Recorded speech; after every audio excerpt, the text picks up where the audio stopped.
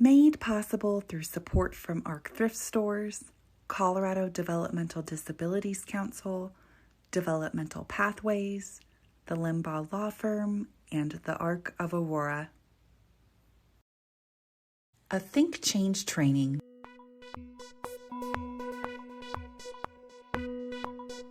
Hey there, everyone. Thank you so much for joining us today for another episode as part of our multi-part series talking all about trauma and developmental disability.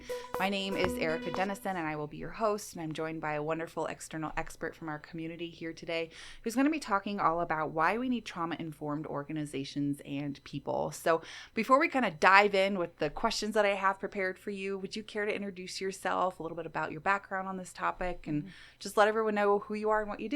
Sure. My name's Laura McArthur, and I'm one of the co-founders of Resilient Futures.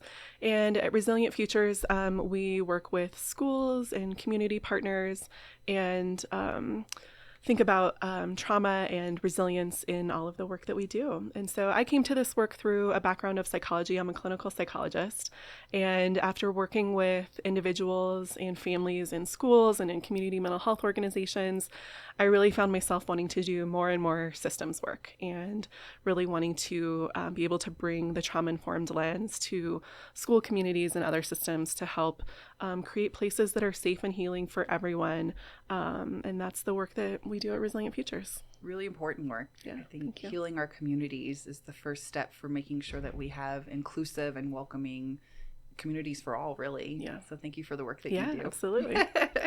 So one of the first questions that I have for you is, why do we need a trauma-informed community? Yeah. That's a great question. One of the first things I always say about trauma-informed work is that it really benefits everyone. And so it's not just for folks that we know who have experienced a trauma.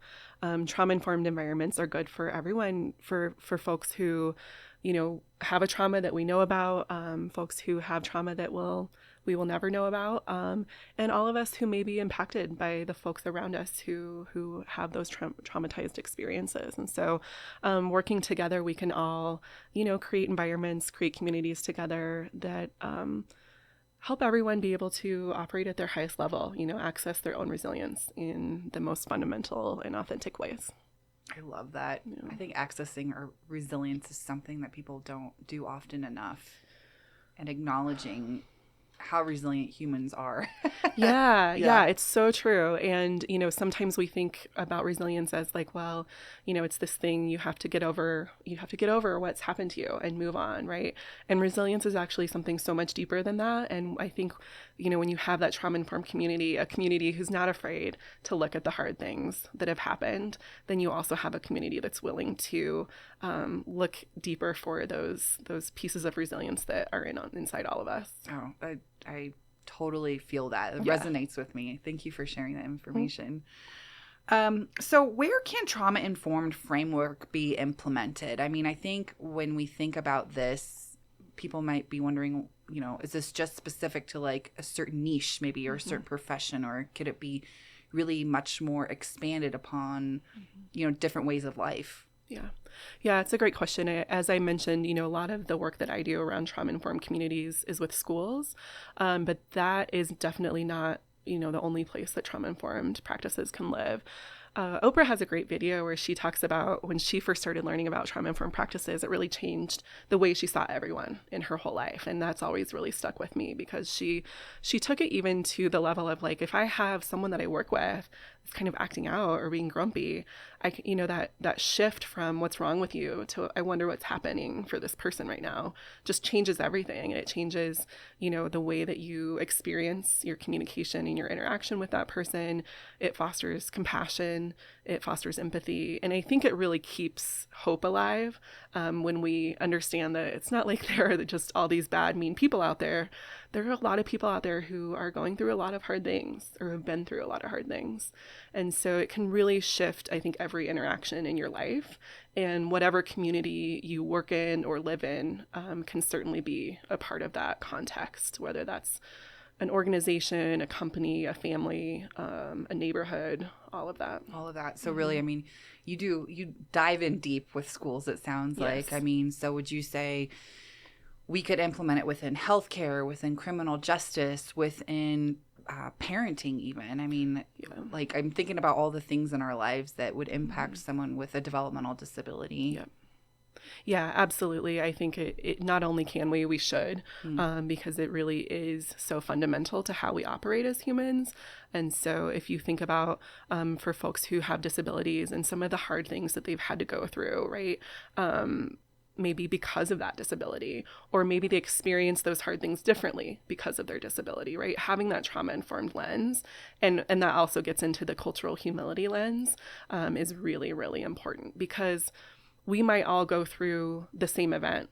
COVID, for example, we were just talking about how 3 years ago, right, we all were kind of going through this big thing together, but we all had really different experiences. And understanding that, who someone is impacts what they experience and how they experience it, I think really helps deepen that trauma-informed work as well. So you and I might go through the same thing and have totally different experiences. I may experience it as a trauma and you may not, and that's okay. That's because of our, different identities and the ways that we've grown and developed. That's great. And I agree with that completely. I also feel like we don't lead single issue lives, and we all have certain types of blended identities, whether that be who we are, where we come from, what we do, how we've experienced certain things. And so I think it's so important and great advice when you share that, someone may experience these challenges so much differently. Yeah. That's wonderful. Thank you for sharing.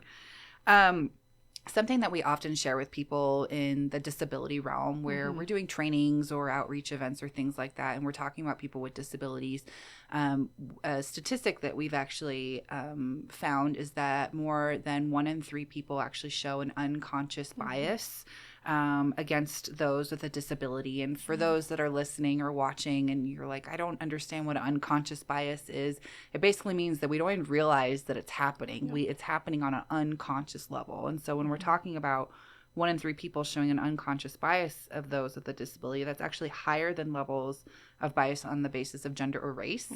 And so would you care to share a little bit about cultural responsiveness and bias and why this is important in our trauma-informed work? Absolutely. I think one of the most fundamental things about being trauma-informed or culturally responsive is being able to self-reflect and being able to look at your own beliefs, your own values, the way that you were brought up, that you've been socialized to see the world, and understanding how that impacts you every day. And so a lot of the work we do with schools, for example, around being trauma-informed and practicing cultural humility is that critical self-reflection and lifelong learning and understanding that we all have biases. It's not a bad thing to have a bias. It's actually just a human thing. That's how our brains work. We absorb what we're taught, whether it's explicitly taught or implicitly taught, while we're growing up and beyond. And so it's so important in being trauma-informed to understand where our biases come from, how they show up, and how they might be playing out, because we can cause harm to the people that we love the most without even, without knowing it. I was just talking with a group of educators today about how just loving kids is not enough. We've also got to look at the ways in which our biases are showing up in our interactions with them. And we've also got to, be able to have high expectations of what they can do and how they can perform and what they can achieve. And so if we have a bias, for example, of people with disabilities and that they can't do as much, right, then that's going to show up in our classrooms. It's going to show up in the way that we teach kids with disabilities. And if we have bias, also a bias, for example, a racial bias, and you have a Black kid with a disability in your classroom, right, then you are also perhaps perpetuating that bias as well, even if you love this kid dearly. And so being able to look at that and look at those intersections is crucial to trauma-informed work. I don't think we can really do it without it. And kind of going back to what I said earlier about it's because you can't really understand who someone is and how they experience stress and trauma if you don't see them clearly, if you don't examine your biases and move past them. I would agree with that. And I think, I'm happy that you shared that everyone has biases. Like, if you think that you have zero biases, you better check yourself, right? Because we all have them. For example, I have an explicit bias. I know I have it. I have an explicit bias against like huge, big, scary spiders. You know, every time I see it, I don't want anything to do with it. I want it to go away. But then I think about someone else who maybe doesn't have an explicit bias about that, you know? I think a really cool, not a cool example, but an interesting example of an implicit bias that my colleague and I actually ran into recently is we were doing a training where my colleague asked, could you give an example of what you think an implicit bias would be when communicating with someone who has a developmental disability? And this person raised their hand. They said talking to them with baby talk. They unconsciously think that you should be talking to them like a little baby when really they were communicating with a woman who is 40 years old and has 40 years of lived experience, right? And they unconsciously didn't even realize they were doing that. I saw that exact thing happen yesterday at a doctor's office. Oh, dear. You know, from the medical provider to the adult in the wheelchair. And I saw it happen, you know, right in front of me. And it's just like, it goes back to kind of going back to what you were talking about of just being more conscious and aware of us being human beings and how we are interacting and doing things within our work and our community. Absolutely. And you know, there was no sort of blame or fault, you know, on my part to the provider. It was just that I witnessed that happening and, you know, was thinking, okay, this person has, you know, some beliefs here around what this person may need or can access or can understand. That probably come from many, many years of being socialized to think that way. You know, if you think about how people with disabilities are portrayed in media, in TV shows, in, you know, news reports, all of those kinds of things, we're soaked in all of that, you know, whether we're conscious of it or not. I agree. And the media, we could certainly talk more about that, but we'll move on. So a question that I have, and I think this is such great work that you do, is can you talk about the 3 C's of resilience and how that aligns with our trauma-informed work? So the 3 C's of resilience are connection, coping, and competence. And for us, they come out of therapy model for complex trauma called attachment, self-regulation, and competency. And so I want to just name that we've kind of renamed them to be the 3 C's that is easier to hold on to.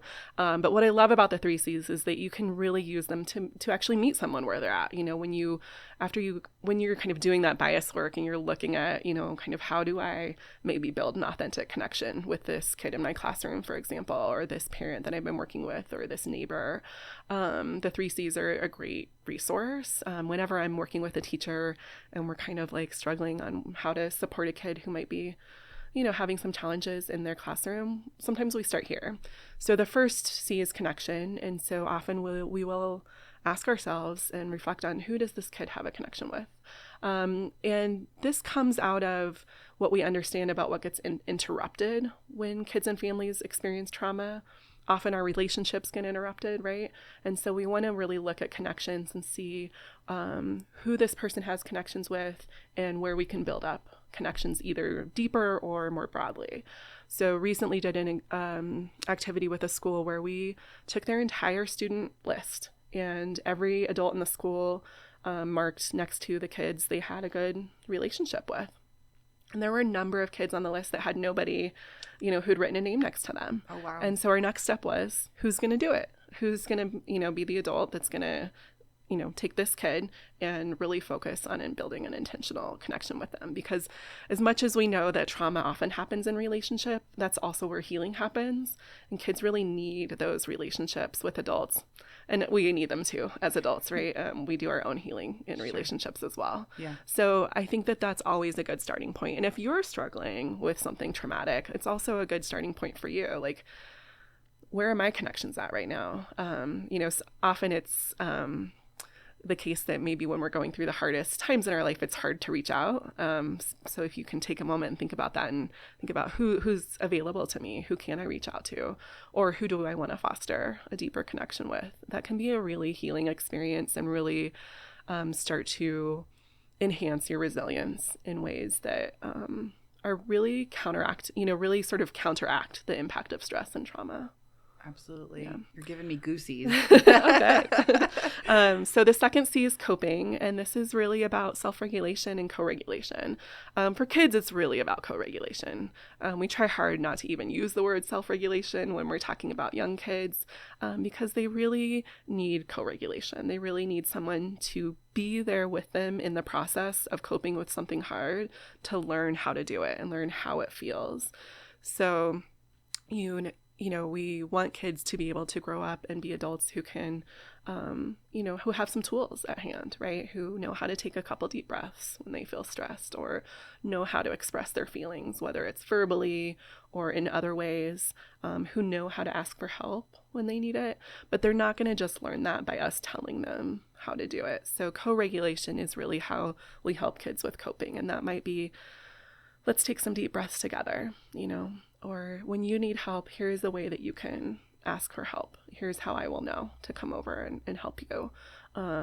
Or when you're feeling this way, here's the way you can express it. And maybe it's verbally, maybe it's through drawing, maybe it's through movement, maybe it's through screaming. There's just a lot of different ways that our body needs to express feelings that kids don't know until we, help them do that. And as adults, we need co-regulation frequently as well. And it's really helpful to have people that you can do that with. And so, and when I think about folks in the disability community, I think it's so helpful to know that you have, people around you who will help you cope with like difficult moments that you may have faced, and so if you did experience a microaggression, from a teacher that day at school, or someone in the community or someone at your medical provider's office, right? And you're triggered and dysregulated. Who do you have that can sit down with you and, help you express those feelings and then maybe do some problem solving. But problem solving is often what we jump to, and it's not usually what we need, and it's never what we need first. At first we need that regulation piece and that connection, and then we can jump to problem solving.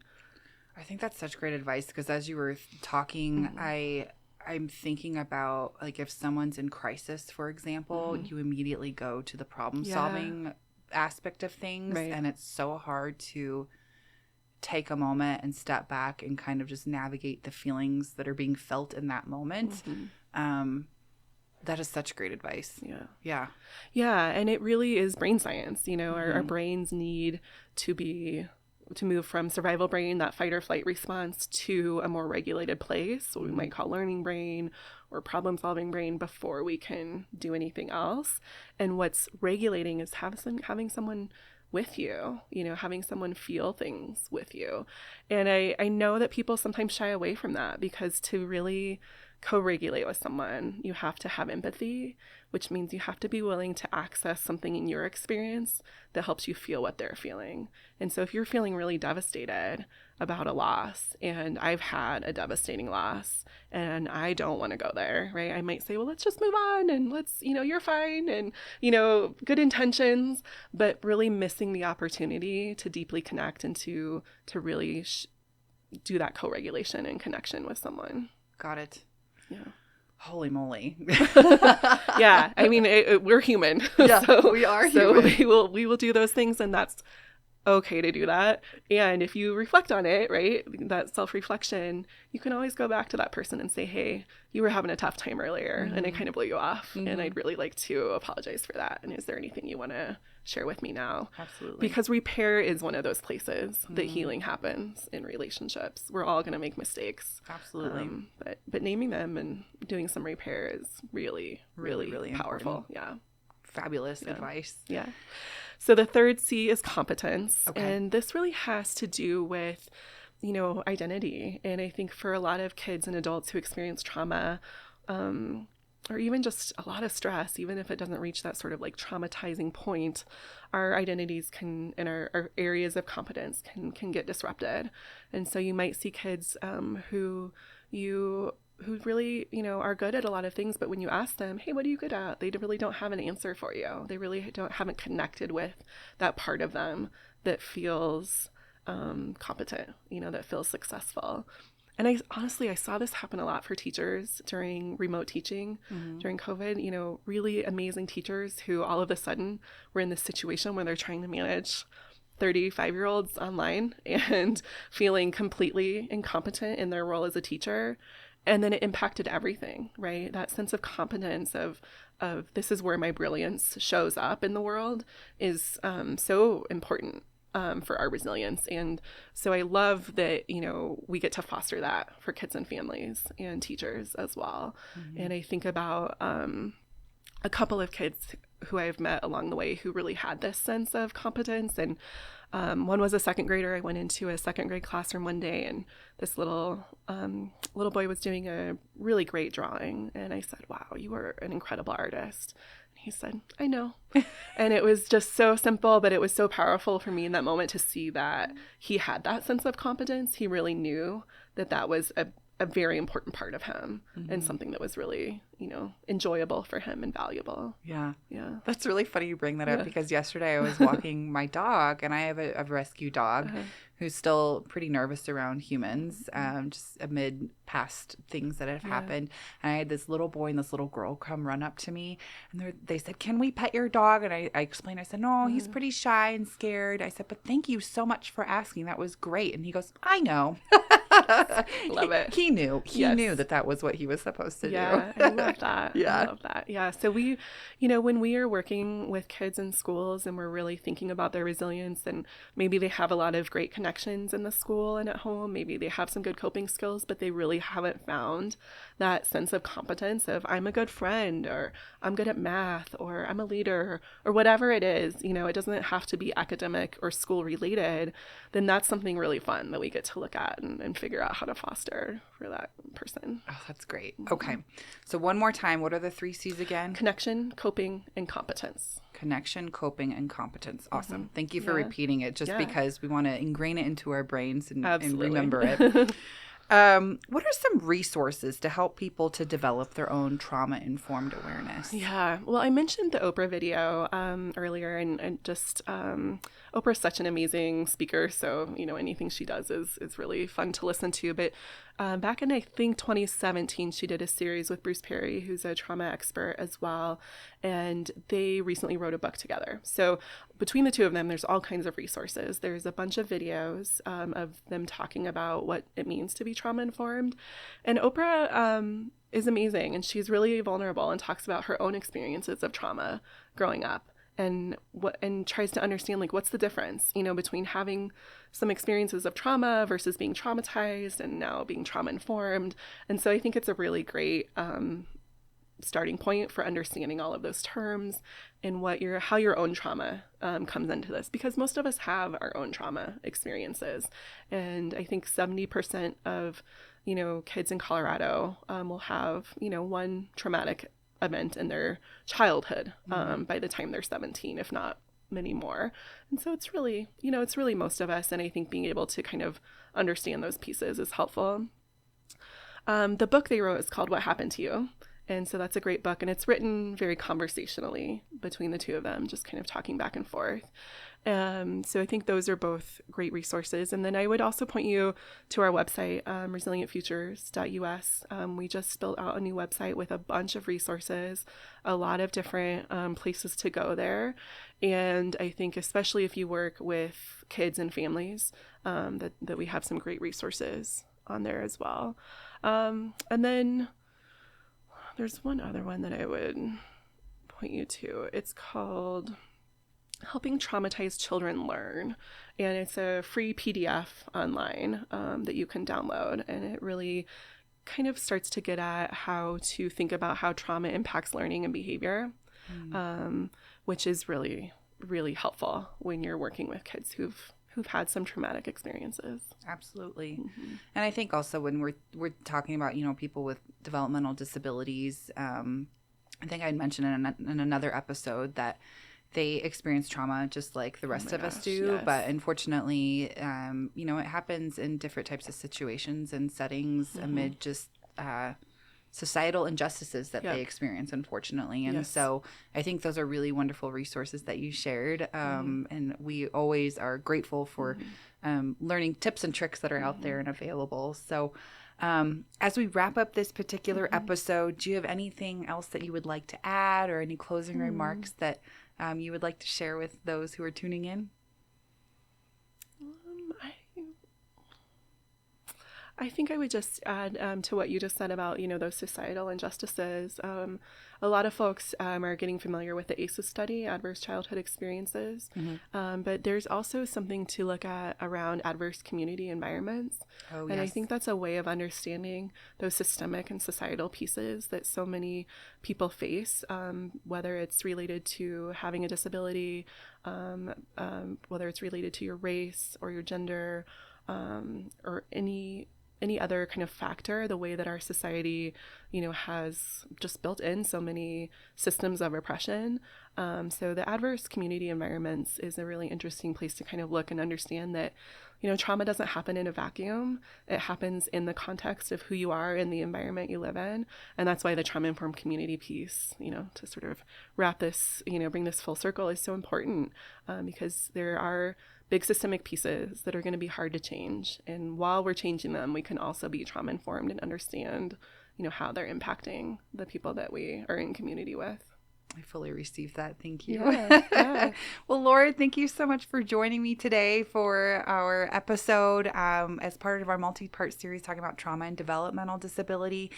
For those of you who are tuning in, be sure to check out our next episode. We too will feature Laura again, where we talk more in depth about how to build a trauma-informed organization and mindset. So thank you again for your valuable time and for being here, and we'll see you in our next episode. Stay curious, everyone. Bye-bye.